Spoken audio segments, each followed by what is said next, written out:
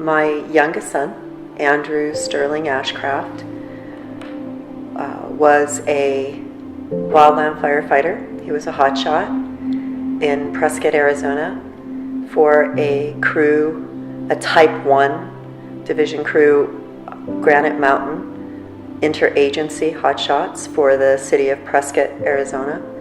They lost their lives in Yarnell at the Yarnell Hill Fire on June 30th, 2013. 19 of the 20 crew members were killed. I was 25 years old and 3.5 months pregnant when my husband, Granite Mountain hotshot William Warnicki, perished in the Yarnell Hill Fire on June 30th, 2013.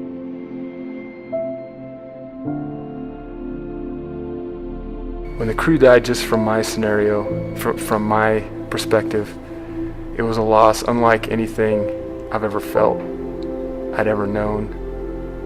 And that was just for me, but these guys had touched so many lives in so many places. The loss and the chaos that caused within families, within communities, was so large and so wide sweeping. I don't think anybody, unless they've been through something like that, can understand what a big impact all this has on so many people.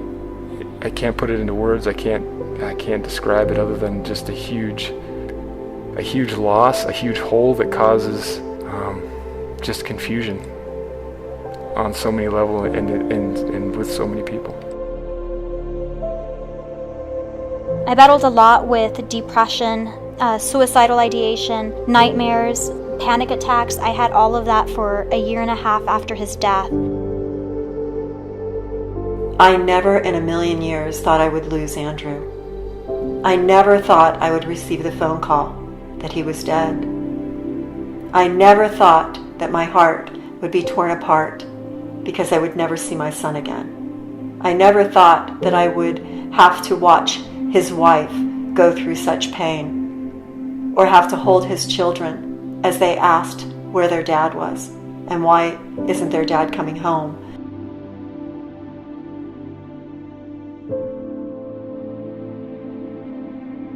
I had to balance the everyday life as well as going through all of the red tape that came with his death, but I also had to navigate a challenging pregnancy.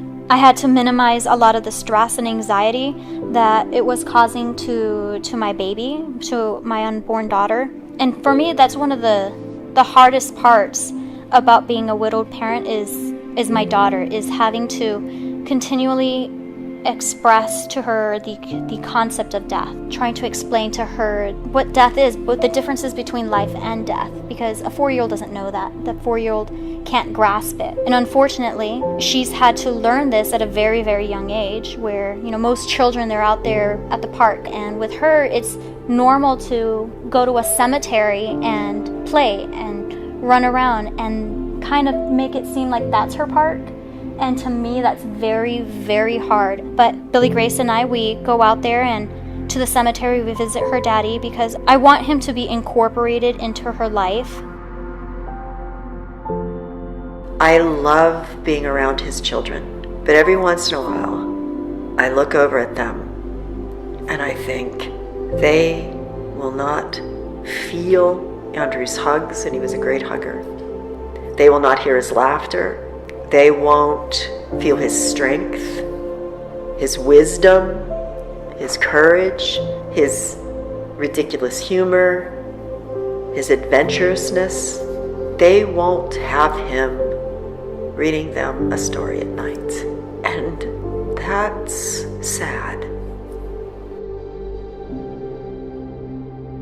It's very hard for her to not know why her daddy can't come out and visit her. She just wants him to hug her, and when she's sobbing and she's crying out and saying that she misses him, it's heartbreaking. It crushes my soul, because I'm supposed to be her mom. I'm supposed to shelter her. I'm supposed to keep basically all of the bad from happening to her. And there was this one event that completely changed her life. and altered her perception, even though she had no control over it. I had no control over it. I think a lot of firefighters in general just live their life always trying to improve. You're always trying to make tiny or big steps in order to improve your life, in order to improve the outcomes in your own life. And I think wildland crews, all firefighters do that same. They live their life that way. So you end up being on a crew full of people who are just focused on making things better, solving problems, fixing other people's problems, figuring out what went wrong in other fires and how we can do things better. And you can be on a crew like that, just like I was, and think about some of the greatest people that you've worked with that know how to solve problems and know they've spent their whole lives just like you trying to improve, and tragedy can still happen to anybody. It's not always within your hands, it's not always within your crew's ability. Even though you think we've always been improving, we've always been getting better, we've always been striving for the best, there are things that are just out of your control. Other crews, weather issues, all the things that you usually plan for, and then other things on top of that that you never even think about. When you're a wildland firefighter and you're out there on the fire line, there are so many different hazards that come with the profession.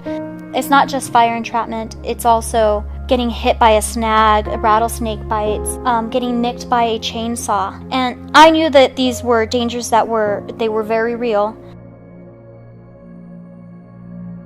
I think when I first started in wildland, I never imagined being able to be hurt or injured on the fire line. It just never crossed my mind. And sometimes you'd see it happen to other people, but you'd see someone else get hurt, but you would just kind of file it away as something that happened to them and it couldn't happen to you. Maybe it was an age thing at the time, just being young and thinking that I was just indestructible. But you think that you couldn't get hurt or you could never find yourself in those scenarios.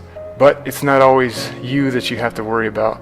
If you're with a crew and you're with people that you care about and someone else gets injured, it's never like you're going to leave them behind.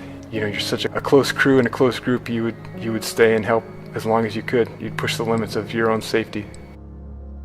We saw a lot of tears, a lot of sadness, but we were blessed with the fact that Andrew and Julianne had their paperwork in order. They didn't have to go through the pain of not knowing what Andrew wanted. Dental records, medical records, a living will, all gave her wisdom that was needed, so she didn't have to try and find that information. It was right there.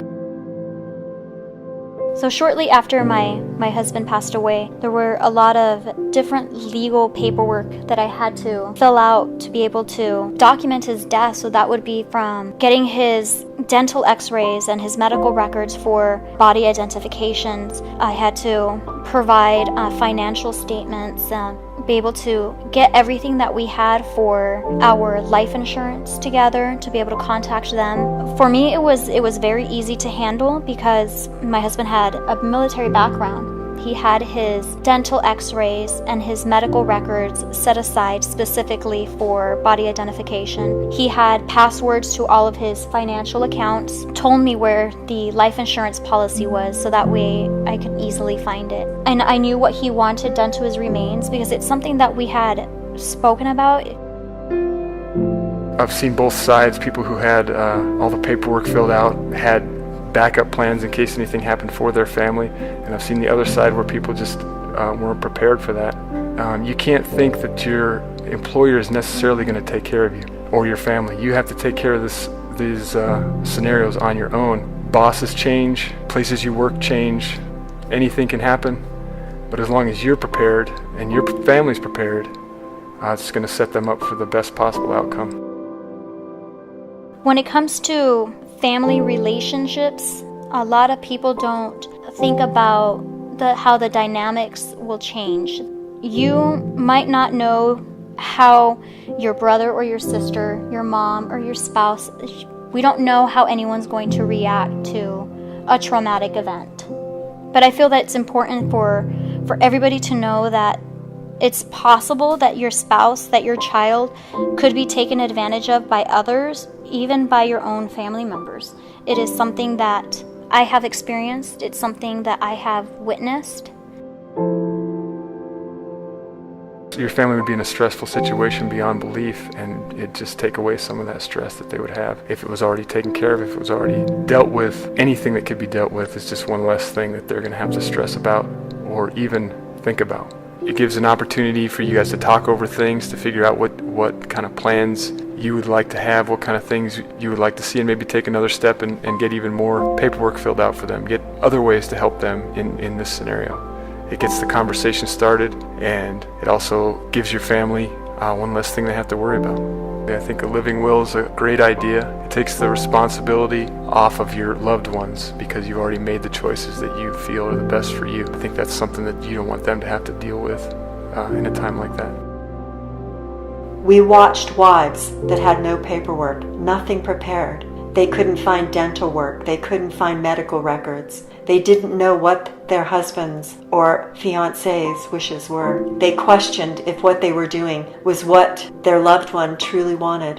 We saw the pain and loss not only in our own hearts and in our families, but in the wildland community. The Wildland Firefighter Guardian Institute was started out of tragedy.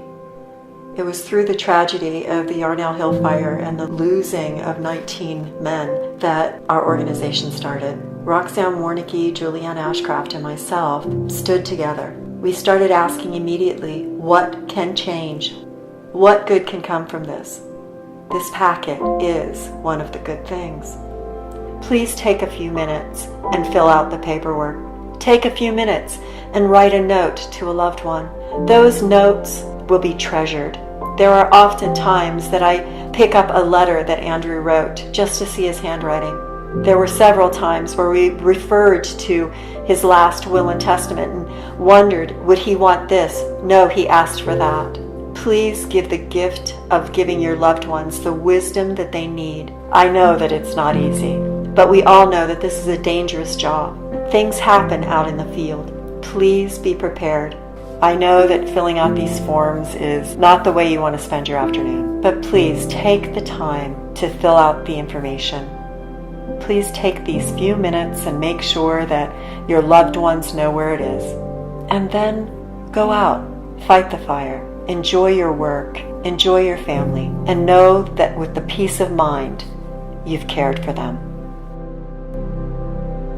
It's been about 4.5 years since his death, and I still haven't learned how to cope with it. It's not something you learn or you are equipped to handle. So I'm not numb to the pain. I haven't gotten over it. It's something that is going to be a part of me, just like it's going to be a part of my daughter's life as well.